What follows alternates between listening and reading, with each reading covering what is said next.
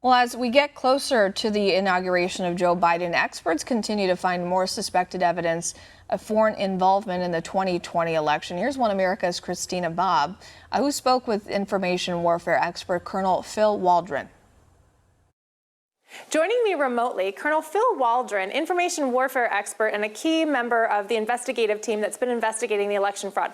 Sir, thanks for joining me. I understand your team has really been digging into foreign interference. What's the latest? In addition to the 7 January memorandum by Director of National Intelligence Ratcliffe, which basically said that, yes, there are significant foreign interference in our 2020 general election, to include China and others. Specifically, he also said that senior members of the intelligence community were suppressing or pressuring analysts to reduce their analysis on Chinese involvement. So when you relate it to the work that we've done to look at open source methods to determine packet transfer from China through Pakistan, through Germany, Canada, and Serbia, to mention a few others.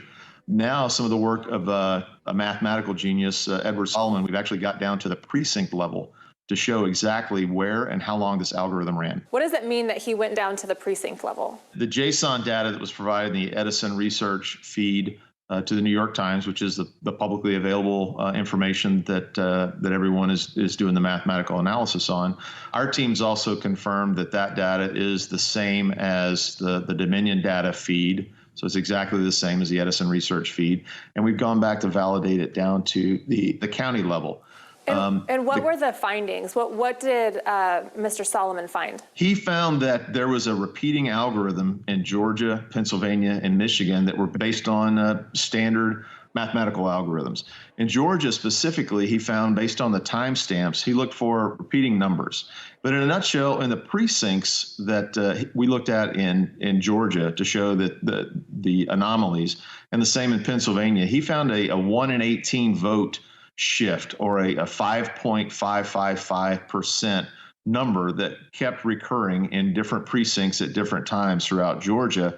And it all began after the time of the vote counting stop. So after, late night on the night of the 3rd, all these numbers started showing up. And a 5.555% vote for President Trump versus the remainder of the votes going to former Vice President Biden. We're matching it right now to the 179 million lines of code that came from foreign countries, to match up those individual lines of code down to the precinct level to show where those algorithms occurred. How does this, a clear algorithm that could have been interference in the election, how does that relate back to foreign interference? What our information is showing is that those packets of information were processed. They were sent from the voting precincts to foreign countries, through Pakistan to China. The algorithm was applied to those vote packages and sent back down to as detailed as the precinct level.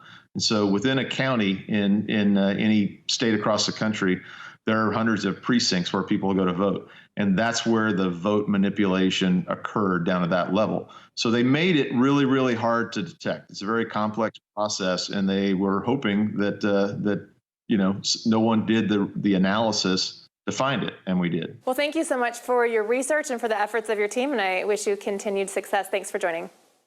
Thank you very much.